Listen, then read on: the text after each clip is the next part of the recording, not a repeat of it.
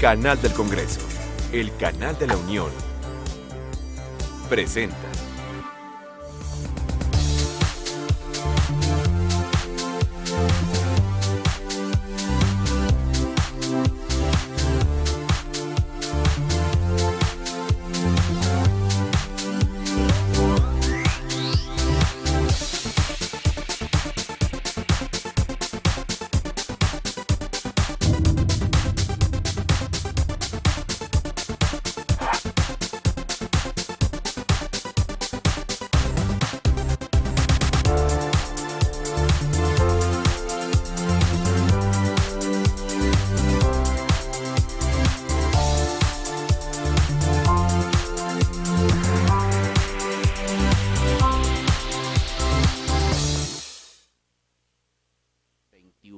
De septiembre.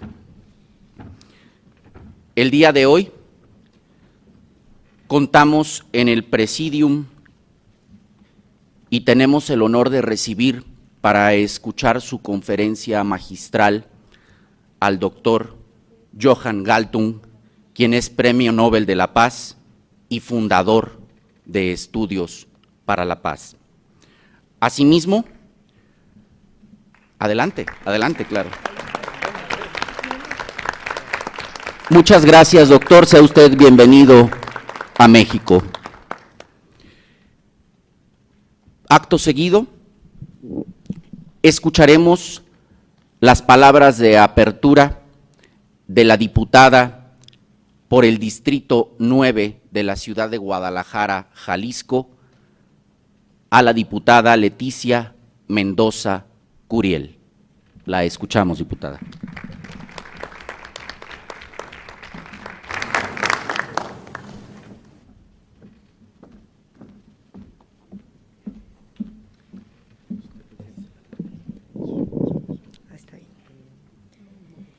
Distinguido doctor Johan Galtung, Premio Nobel de la Paz Alternativo y fundador de Estudios para la Paz, bienvenido a nuestro bello México.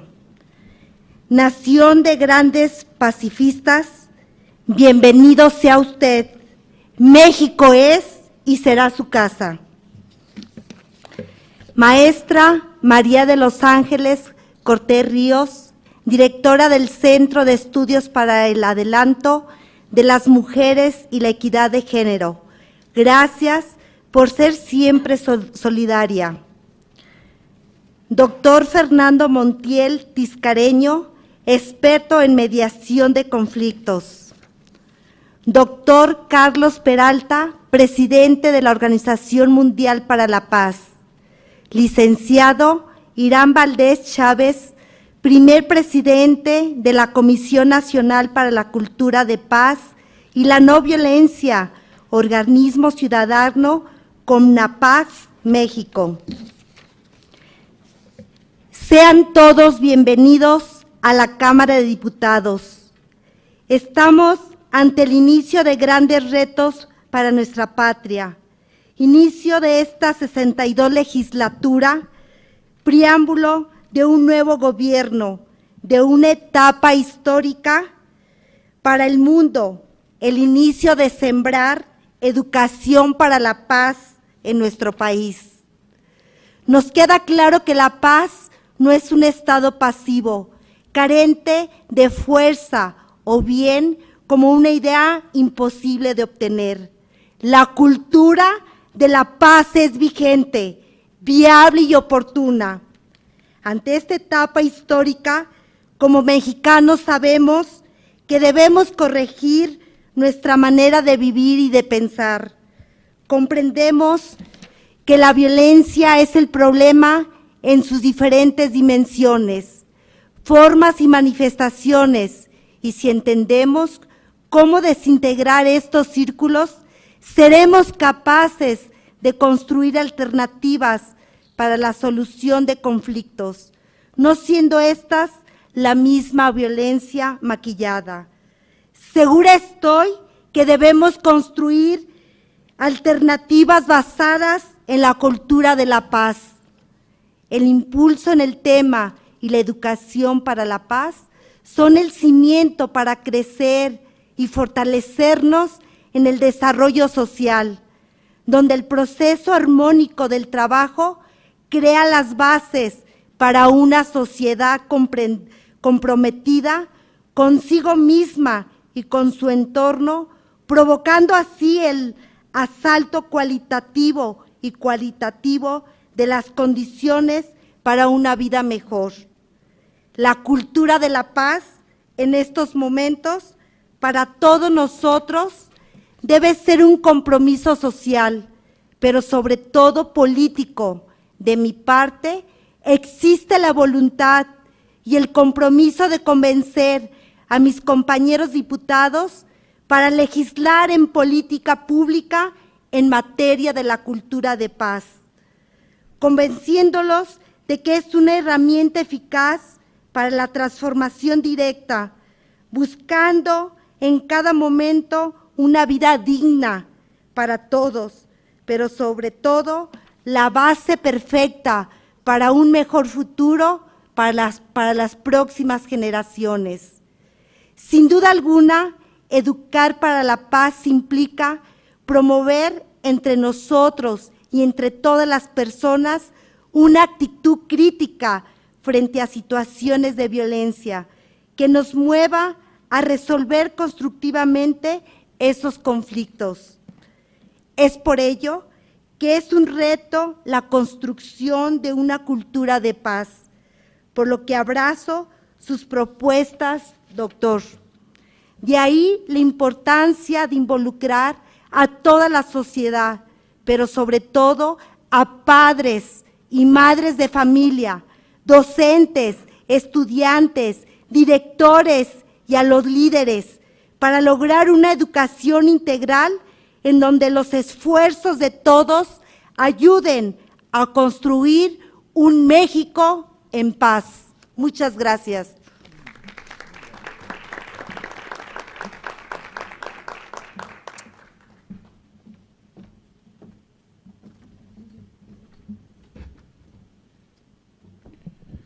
Muchas gracias, diputada Mendoza. También en el presidium nos acompañan el doctor Carlos Peralta, a quien le damos la bienvenida. Él es presidente de la Organización Mundial para la Paz. De la misma manera, el licenciado Hiram Valdés Chávez, quien es el primer presidente de la Comisión Nacional para la Cultura de la Paz y la No Violencia como organismo ciudadano. También nos acompaña el doctor Fernando Montiel Tiscareño, quien es experto en mediación de conflictos y una de las máximas autoridades académicas en el país en el estudio de la ciencia que estudia la paz, la irenología. Enseguida escucharemos a la maestra María de los Ángeles Corte, directora del Centro de Estudios de Equidad de Género de esta Cámara de Diputados. Maestra.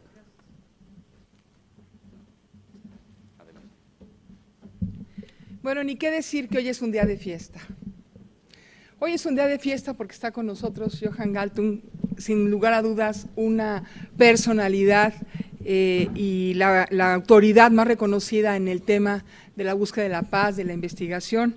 Llama la atención, a mí me enternece, la verdad, estar sentada al lado de alguien que ha sido 20 veces candidato a un premio Nobel, ¿no? O con 10 doctorados honoris causa, etcétera. Pero no solo es eso. Es un hombre con un corazón claro, con una mente que desde que era muy joven le fue marcando el paso de qué era lo que había que ver, sobre qué había que resonar, en qué había que fijarnos, en los términos más radicales de la humanidad.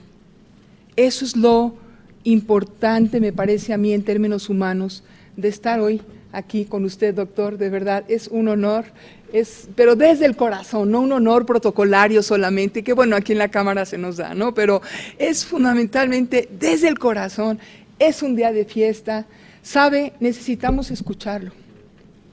Estamos muy cansados y cansadas, por lo menos el grupo de gente que trabaja aquí, que somos conscientes del tema, o creemos que somos conscientes del tema, de tanto identificar la paz con gasto militar, de tanto identificar que hay realmente un discurso político. Pensemos cuando en las campañas que acaban de pasar prácticamente nadie trató el tema y tuvo nula importancia. Si esto fuera prioritario en el país, estaríamos hablando de otras cosas, estaríamos diciendo otras cosas, este auditorio estaría lleno. Y no porque no sea valioso quienes estamos aquí, sino que es un tema prioritario, tiene que ser un tema prioritario, tiene que ser la raíz de lo que estamos planteando. Hoy en día abrimos los periódicos y leemos que hay 70,000 muertos en este sexenio, ¿no? Más de 1,5 millones de desplazados. Sí, pero no oímos que hay más de 250,000 personas que han muerto de hambre. Y es que el tema de la paz es el tema de los derechos humanos. Hace un momento discutíamos, bueno, no discutíamos, no voy a discutir, pero hablábamos entre el doctor Galton y su servidora, ¿no?, sobre si era necesario codificar o no el derecho a la paz y la problemática de reducirlo a una instancia legal para poder asegurar la paz. Claro que no asegura la paz la codificación, pero a lo mejor habría que pensar en otras opciones.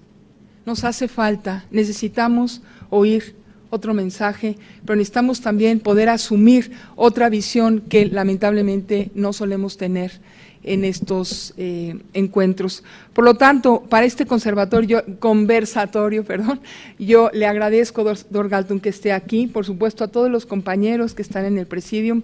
Irán Valdés, tienes un papel fundamental en la dirigencia de este enorme esfuerzo que se está haciendo, y les doy también a todas y a todos ustedes una cariñosa bienvenida. Compañeros, esta es su casa. Gracias.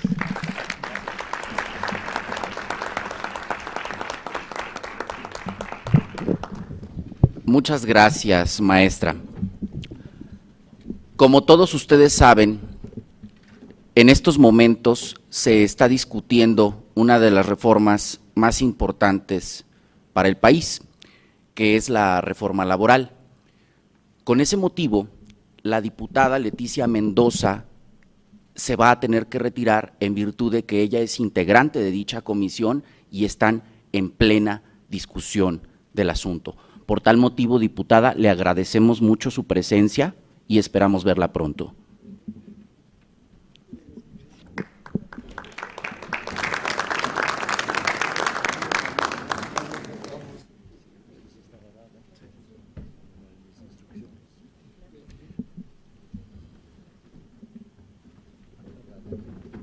Muy bien, diputada, cuídese mucho.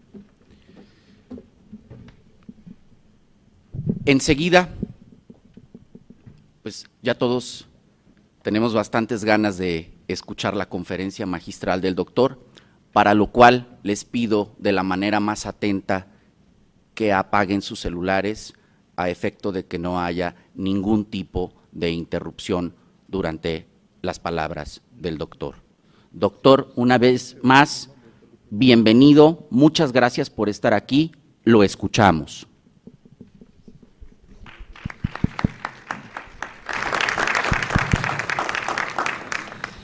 Diputadas, diputados, excelencias, amigos, amigas, todos. Soy muy conmovido porque he trabajado 60 años como investigador y como en el trabajo práctico de la paz, con mediador, conciliación, etc. Y por la primera vez he visto un proyecto tan impresionante como el proyecto que está ahora enfrente de la Cámara y del Senado, el proyecto de CONAPAZ, Comisión Nacional para la Paz y Non Violencia. Y como ustedes han dicho muy bien, hace 3 días hemos tenido el Día Internacional, 21 de septiembre, para la Paz, que viene de resoluciones de Naciones Unidas. Un día importante simbólicamente, pero aún más importante es el trabajo concreto. Yo voy a decir algo sobre la comisión de lo que yo he entendido, y son cosas muy positivas lo que yo voy a decir, pero también voy a problematizarlo un poquito y entrar concretamente con 4 caminos hacia la paz. Eso es más bien introductorio. Y el documento que yo tengo aquí, que viene con la ayuda, y estoy lleno de gratitud a Fernando Montiel, tiene los 4, decimos, cuerpos que integran una Comisión Nacional de la Paz en México. Es el primer país que tiene esta ambición, primer país no solamente en América Latina, sino en el mundo. Hay algunos esfuerzos en Nepal, había un esfuerzo en el gran país en norte, el país, ustedes están cerca y lejos de Dios, pero a mí me parece que Dios ha llegado a México con este papelito, que tal vez el país en norte está lejos. Había una comisión allí por un Ministerio de la Paz, con un contenido relativamente parecido a lo que yo tengo aquí. Muy bueno. El representante, el diputado Kucinich, pero como la atmósfera en Estados Unidos muchas veces favorece la guerra más que la paz, han cambiado los distritos electorales y lo han echado al Congreso. El viejo método. No es un método que da mucho honor a los Estados Unidos, porque Kucinich era un farol, una luz en la sombra allí. Los 4 partes de la comisión que ustedes están ahora discutiendo es un observatorio de violencia social y de género, son centros, equipos de mediación, 33, uno por cada estado, cada entidad. Centro de Investigación para la Paz, en nombre del Premio Nobel, Alfonso García Robles, y el Cuerpo Consultivo en Políticas Públicas de Paz. A mí me parece muy bien pensado. Se voy a dar mis complementos más concretos. Los primeros 2 son para la paz negativa y los segundos 2 para la paz positiva. La paz negativa es reducir la violencia. La paz positiva es de construir relaciones sociales que conducen a la no violencia, a la resolución de conflicto y todo eso, entonces que hace un país mucho más fuerte, con ciudadanos mucho más felices. Es un poquito como salud negativa, que es ausencia de síntomas, y salud positiva, que es un sentido de bienestar somático, mental, social, como dice la Organización Mundial de Salud.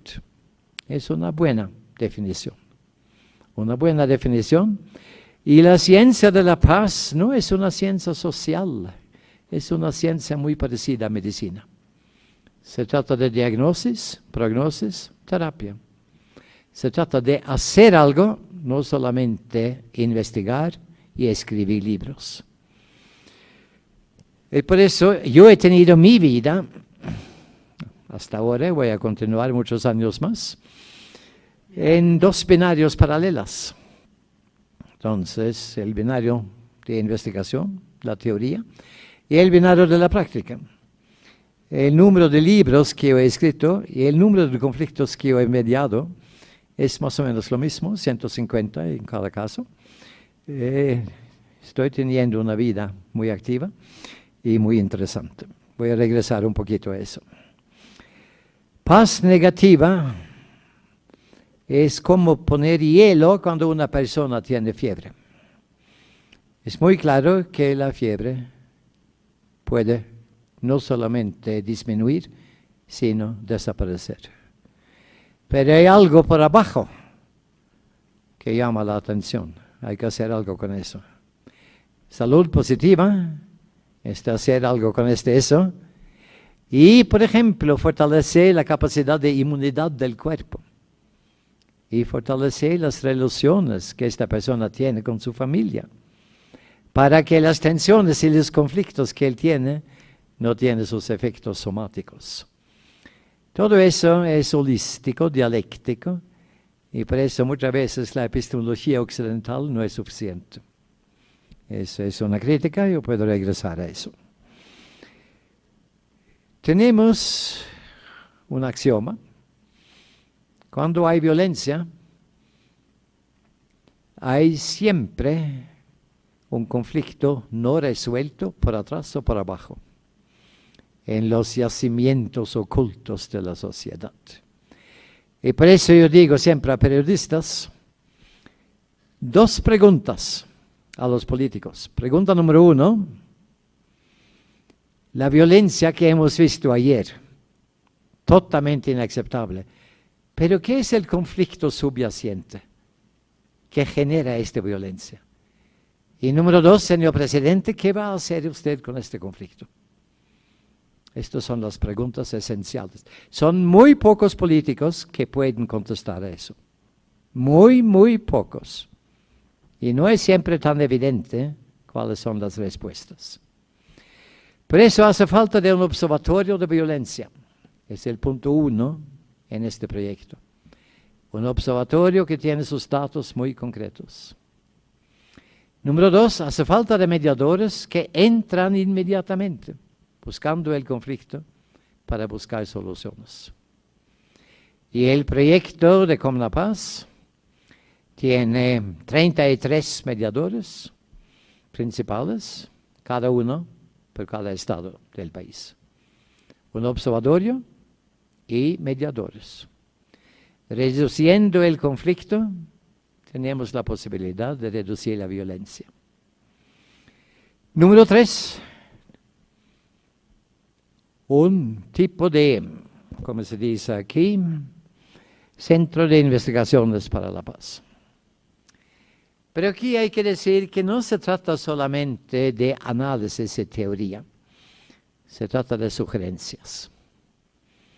Entramos en un ejemplo, inmediatamente, un ejemplo de América Latina, no de México. Yo voy a regresar a ejemplos de México.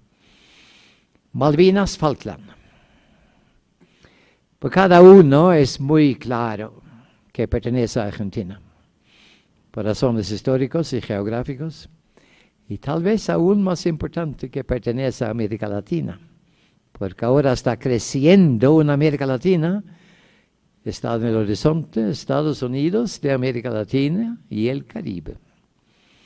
Hace 10 años eso fue una utopía total, ahora está en el horizonte. Entonces, Malvinas de América Latina, naturalmente una parte de América Latina, Argentina. La explosión vino en el 32 y naturalmente los ingleses han vencido. Eso no era ninguna solución. El problema es exactamente allí.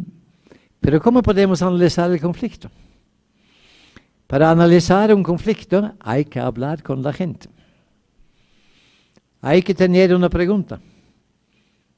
¿Cómo ven ustedes las Malvinas donde ustedes quieren vivir? ¿O qué son las Malvinas ideales para ustedes? Y los argentinos dicen con soberanía de Argentina. Y los habitantes dicen democracia. Nosotros vamos a decidir. Y nuestra decisión es muy clara. Pertenecemos a Inglaterra. Entonces viene el trabajo, no solamente del mediador, sino del investigador, de tener este centro de investigación. No es suficiente conocer la historia de Malvinas y la historia de la guerra, sino tener sugerencias. La investigación para la paz es orientada hacia soluciones. Y eso no viene inmediatamente, porque tenemos una ideología de ciencias sociales que son totalmente descriptivos y no tienen valores. Tenemos un valor que se llama paz, como los médicos tienen un valor que se llama salud. Y yo voy a entrar directamente a una solución que a mí me parece factible. Uno busca un medianoche a las 24. Una bandera abajo, una bandera arriba. De Inglaterra abajo, de Argentina arriba. Una guarnición se va, los ingleses, una guarnición arriba, los argentinos. Y todo el resto queda exactamente como antes. Soberanía para Argentina? Democracia en el sentido de decisión autónoma de ellos que viven allí por los habitantes. Ambos. ¿Cómo llegamos a eso? Preguntamos a las partes. Ellos hablan. Escuchamos. Salen los objetivos. Ahora viene el test de legitimidad. Soberanía parece totalmente legítimo, pero la democracia también es legítima. Solamente con ovejas hubiera sido un poquito más sencillo, pero estas ovejas que están allí tienen pasaporte inglés. También problemático. Entonces, el problema de mediación es de identificar los objetivos legítimos y construir un puente. ¿Cómo podemos ubicar, cómo podemos construir una realidad que puede servir como un hogar para ambos? Entonces, profesor Galtung, ¿tiene usted un ejemplo de eso? Esa es la pregunta típica de Londres, porque son pragmáticos, son empíricos, quieren un ejemplo. ¿Sí? 1997, entre China y Inglaterra, ¿qué vamos a hacer con Hong Kong? Muy parecido. Muy parecido. La solución fue algo que se llama Hong Kong, China. Que para Beijing significa la soberanía de China y que para los habitantes significa una dirección postal. ¿Tú quieres saber dónde está Hong Kong? Mire una mapa, por favor. Tú buscas China y ya está. Es relativamente genial lo que han dicho. Una bandera abajo, una bandera arriba, una guarnición fuera, una guarnición a la entrada y todo como antes. Casi todo. No, todo como antes naturalmente va a cambiarse. Todo el mundo es dinámico. Pero una solución genial. ¿De dónde viene esta solución? De ambigüedad diplomática. Muchas veces la ambigüedad es positiva. Del taoísmo chino. De tener dentro de un concepto un yin-yang, una contradicción. Y dicen los chinos que todas las cosas humanas son contradictorias, con una excepción. El único ser, hay seres humanos que son sin contradicciones, se llaman almas, son muertos. Donde hay vida, hay contradicciones. Pero esa no es la filosofía occidental. En mi experiencia de 60 años de trabajo en este campo, he sacado más inspiración del Oriente que del Occidente. Pero eso no significa que el Occidente es un caso perdido.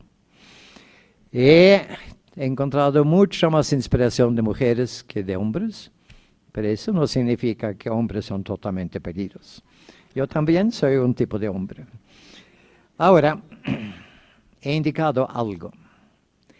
Los investigadores que tenemos que tener tienen que ser creativos para llegar a soluciones que tienen creatividad, son constructivos y son concretos. Hay que ser muchas veces muy concreto. Y cuando tú como mediador sugieres eso, mi experiencia es que pasa lo siguiente. Profesor Galtung, no es que estamos totalmente de acuerdo con eso, pero tú nos has dado optimismo. Tú nos has dado el sentimiento que no somos totalmente perdidos. Y lo que tú has dicho podemos discutir. No, yo he hecho esto muchas veces. Muchas veces con éxito, muchas veces con fracaso. Y mi definición de fracaso es un suceso que hace cola, que está en la sala de espera. Pero el suceso también está en la sala de espera, porque puede ser que hay elementos que no hemos entendido bien es que una vez estos elementos explotan. El mundo es dinámico. En mi experiencia en universidades, la gente más creativa no están en sociología y patología, sino están en arquitectura, ingeniería y medicina. Porque ellos están forzados de trascender, de pensar algo nuevo. Mientras que los científicos sociales están forzados a contentarse con lo empírico. Esa es una división de trabajo muy, muy infeliz. Hay que trascender eso. Ahora, el punto 4, en esta visión excelente, es la conexión con las secretarías. Entonces, aquí tenemos el cuerpo consultivo en políticas públicas de paz. Es muy claro que no se puede tener una comisión nacional sin una conexión muy íntima con el poder ejecutivo. Y encima de todo eso, el poder legislativo. El poder ejecutivo son las secretarías. Entonces yo creo que es muy buena idea tener este cuerpo con un representante institucionalizado en cada secretaría para tener un flujo de comunicación. Puede ser que salga una idea de este grupo de investigadores y una secretaría puede decir, mire, eso hemos pensado nosotros también los últimos 20 años y lo hemos rechazado por las siguientes razones. Hay que tener este diálogo. Como he dicho, yo estoy lleno de entusiasmo por este proyecto. ¿Qué van a hacer? Fernando y yo hemos discutido un pequeño diálogo. ¿Cuáles son los espacios de problemas en México? Y hemos llegado a 6 espacios. Y los 6 espacios son conocidos de todos ustedes, pero tal vez van a venir con algunas palabras nuevas. Espacio número 1, espacio de género. Ustedes han hecho mucho progreso, y mucho progreso interesante. Y yo creo que hay que utilizar este progreso y el optimismo que sale de eso para estimular los otros espacios, porque espacio 2 es mucho más problemático. Es el espacio de las naciones, los idiomas, y se puede utilizar la palabra fea de razas en México. Aquí yo no he visto tanto progreso, no tanto. Naturalmente tengo solamente la experiencia de 58 hasta 2012, pero muchos de ustedes no existían en ese 58. En mi juicio, de sus edades, todas las mujeres no tienen más que 29 años por definición. La edad de una mujer se frena allí, entonces no existían en el año 58. Si ustedes quieren información sobre México de 58, este noruego volante está a su disposición. Mire, es problemático. Es problemático. Tal vez uno puede discutir de vez en cuando autonomías políticas para algunos grupos si ellos lo quieren. Puede ser que Estados Unidos de mexicanos es una federación falsa, en el sentido que no refleja las naciones. Es territorial, es administrativo. Tenemos solamente 4 federaciones entre los 25 federaciones mundiales, donde viven 40% de la humanidad, que son federaciones reales.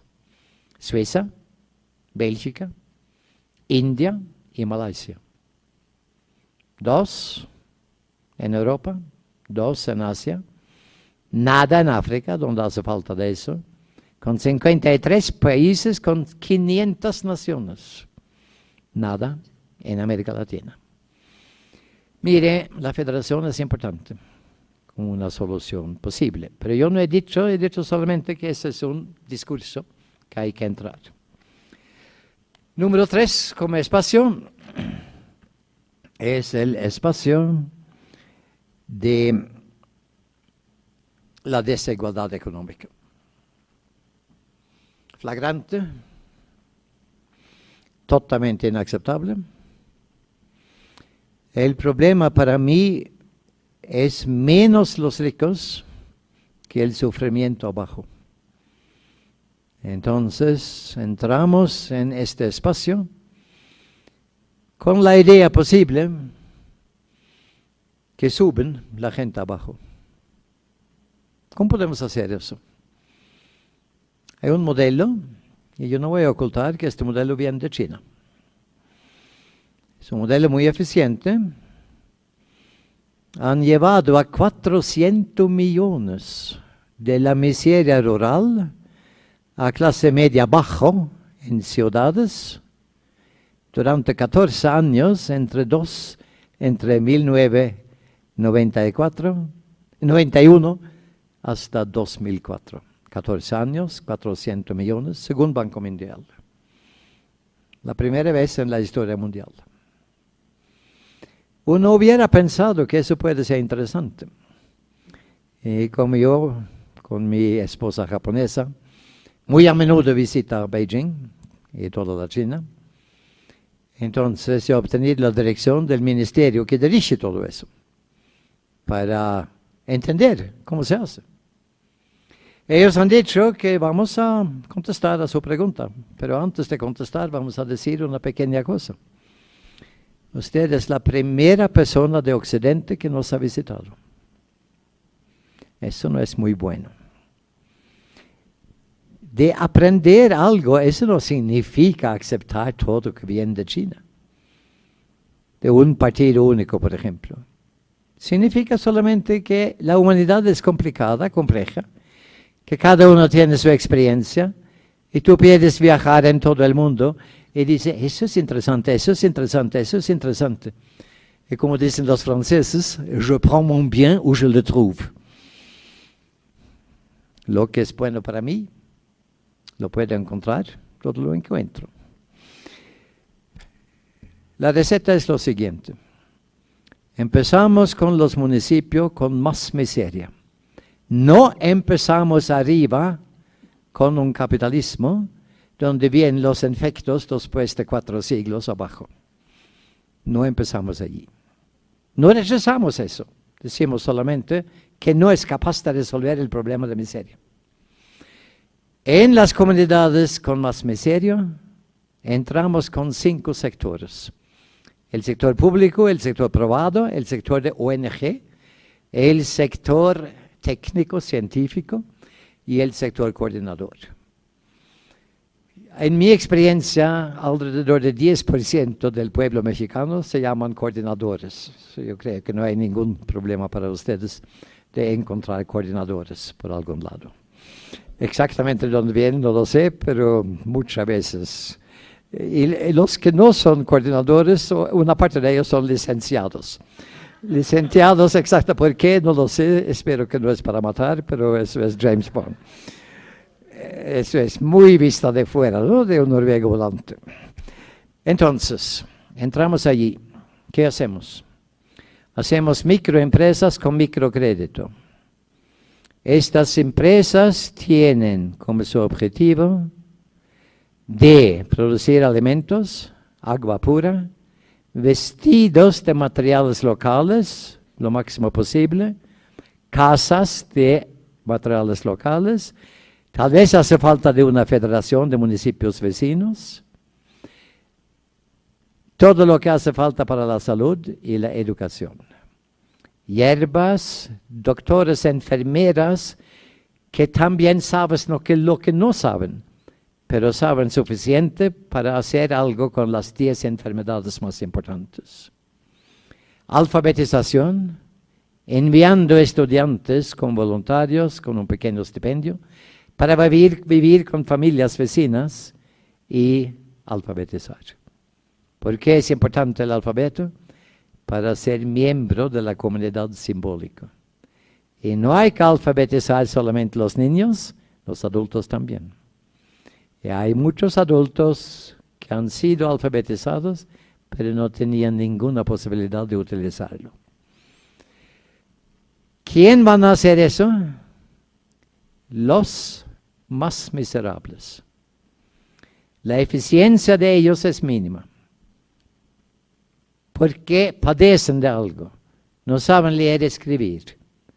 Tienen hambre. Y exactamente por esta razón empezamos con ellos.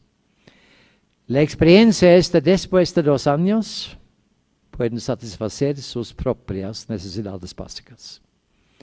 1 año más pueden pagar los microcréditos. 1 año más, como van a vender algunos municipios vecinos a gente más rica,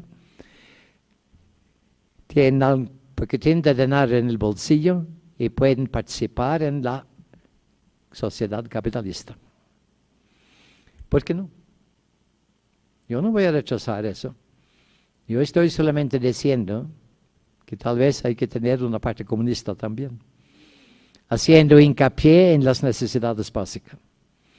Y por eso los chinos llaman a eso el capicomunismo o capitalismo, depende de la hora del día. Y yo no voy a decir a ustedes que ustedes van a aceptar esta ideología, totalmente innecesaria. A mí me parece, para decirlo con 2 palabras, sentido común. Pero como dicen en castellano, el sentido común es el sentido menos común que existe. Sentido común. Mire, una fórmula que ustedes no tienen que tomarse serio, pero es la fórmula siguiente. Invitar a chinos para dar consejos y que los per diem de estos chinos sea pagado de Carlos Slim.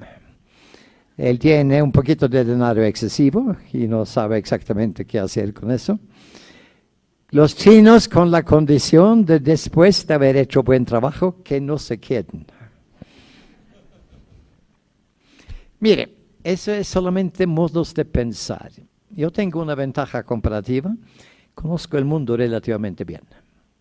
Es decir, conozco buenas cosas que funcionan. Este ha funcionado. Conozco algo de cosas que no funcionan. The Millennium Development Goals no funcionan. Porque empieza demasiado arriba y bajo una ideología de un capitalismo puro. Hay que hacerlo a través del mercado. No funciona.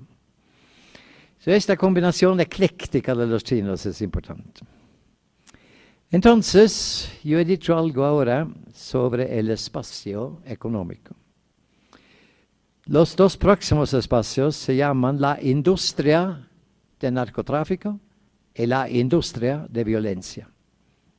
Son 2 industrias. Ustedes pueden imaginarse fácilmente una mapa, aquí abajo un triángulo, la desigualdad insufrible económica, la industria de narcotráfico y la industria de violencia. Es muy fácil entender las relaciones entre los 3. Naturalmente los espacios son conectados. En mi experiencia, no se puede luchar contra eso sin la movilización de mujeres.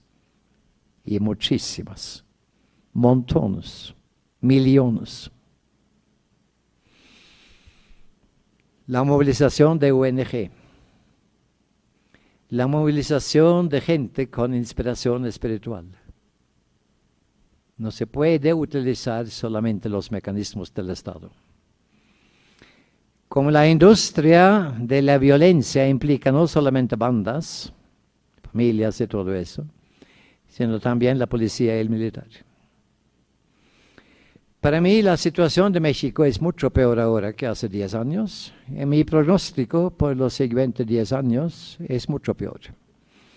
Ustedes están ahora en una fase intermedia y voy a compartir con ustedes mi pronóstico. ¿Qué es eso? Mucha más violencia, que la violencia naturalmente tiene como una meta de matar a los narcotraficantes, pero si los narcotraficantes pagan bien, eso no es el problema. Yo creo que un problema en México fue que el narcotráfico ha dado dinero en bolsillo de gente que no estaban en la capa arriba. Y por eso hay que eliminar a esta gente y no tienen nada contra el dinero que viene del narcotráfico, pero tiene que terminar su vida en los bolsillos legítimos. Estos bolsillos están arriba. So, la predicción es mucho más consumo de drogas en México, muchísimo más, como un tipo de tráfico. También arriba en la sociedad y abajo, en todas las capas. Y que la violencia de Ciudad Juárez puede terminarse cuando el dinero está en los bolsillos correctos. Y que la utilización de policía y militar tiene eso como función. Es un tipo de redistribución. Y ustedes van a terminar con una sociedad aún más desigual con drogas. Tal vez menos violencia, pero aún más desigualdad. Y la gente que vive en miseria va a buscar otro método para salir. Puede ser, por ejemplo, la tráfica de partes orgánicas de personas que han matado. Eso es muy importante ahora en la vida. Puede ser tráfico de esclavos o esclavas. Y hay muchos que pueden pensar, mire, el periodo solamente de drogas era mejor. Ustedes están aquí en un dilema relativamente pesado. Y el problema naturalmente es las limitaciones del poder ejecutivo, pero al mismo tiempo la posibilidad de movilizar todo el pueblo mexicano. Yo he indicado algunos. Ahora ustedes pueden decir, eso es demasiado pesimista. Mire, yo tengo mis prognosis tienen una tendencia de cumplirse. Si ustedes quieren entrar en apuestas conmigo, yo puedo solamente decir que no acepto apuestas en dólares. No voy a desarrollar este tema más. Sobre pesos soy muy más optimista, sobre pesos, pero dólares no. El último espacio es el espacio de conflictos históricos políticos. La historia de México ha dejado muchos trazos. Es fascinante. Cuando yo leo la historia, desde el comienzo, la conquista horrible, todo eso, lo que yo veo con mi perspectiva macrohistórica es la acumulación de tensiones, explosión. Acumulación de nuevas tensiones, explosión. Acumulación de nuevas tensiones, explosión. Estas explosiones son famosas. Y las calles de México muchas veces tienen nombres celebrando las explosiones, con fechas, por ejemplo. Pero la cosa que llama la atención es la falta de mecanismos para encontrar salidas no violentas, positivas, de estas tensiones. La Comuna Paz es un mecanismo de este tipo y puede dar inspiración. Inspiración territorial en las 33 entidades, inspiración funcional en las secretarías. Ahora vienen mis 4 puntos. ¿Cómo hacemos la paz? La paz positiva. Y para mí es la paz positiva, es la paz más importante. Si tú puedes hacer la paz positiva, tú estás bien con la paz negativa. Número 1, equidad. Equidad. Definición: cooperación por beneficio mutuo e igual. En el capitalismo hay cooperación por beneficio mutuo, pero por cierto no igual. Entonces, por eso el capitalismo tiene sus limitaciones y hay que entrar con otros mecanismos económicos, como yo he indicado algo. Equidad. Número 2, empatía por armonía emocional. Empatía. Definición de empatía: sufrir el sufrimiento del otro y tener alegría de la alegría del otro. Equidad y empatía, y ustedes ya tienen 2 puntos en un matrimonio bueno. Eso no es el patriarcado.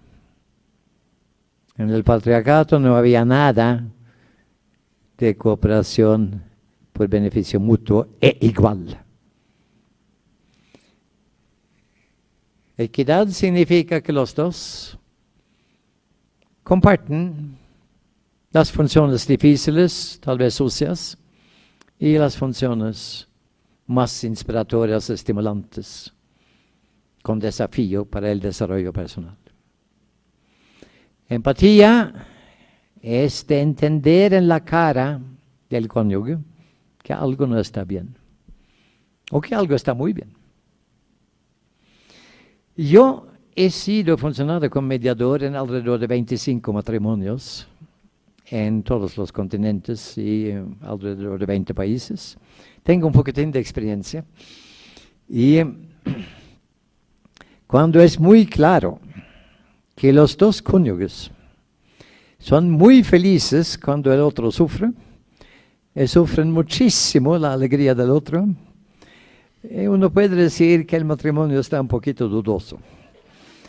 Pero mi conclusión no es necesariamente divorcio. Yo tengo muchísimas preguntas y entro con eso con una batería de 20 preguntas, no voy a desarrollar eso. Pero el punto principal es lo siguiente: de no dar la culpa al hombre o a la mujer, sino dar la culpa a la relación y cambiar la relación. El problema en un conflicto, el problema de la paz es relacional. Lo que pasa en un matrimonio infeliz es que ambos dan la culpa al otro y tratan de cambiar el otro. Entonces, cambiar una persona no es tan fácil, porque tiene algo que ver con sinapsis y después de 3 años ya está integrado en los sinapsis biológicamente. Es un poquito difícil, pero cambiar la relación es relativamente fácil. El problema es que muchos matrimonios no tienen la creatividad de cómo cambiarlo. Ejemplo: un matrimonio, no importa el país, él es vendedor de bicicleta, con mucho éxito, viven muy bien la vida burguesa. Ella ha encontrado el budismo. Y cuando él viene la noche con los libros de contabilidad, con una lápiz roja y una lápiz negra, ella grita: tú piensas solamente a dinero, es la única cosa que está dentro de ti. Y él dice: pero tú puedes ver tus vestidos, ¿no? Tú vives muy bien con este dinero, ¿eh? Este dinero no cuenta para mí nada, para mí es la riqueza interior que cuenta, ¿no? Y entonces tiene una queja buena. Y uno puede continuar eso. ¿De qué se trata? ¿Dónde está el conflicto? El conflicto no está entre negocios y budismo. Ese no es el conflicto. Y no es tan fácil inmediatamente entender dónde está el conflicto. El conflicto es que ella quiere convertir a él y él quiere convertir a ella. La conversión mutua. Son ambos totalmente contentos con su estilo de vida. Ella con meditación, él con negocios, y no quieren cambiarse.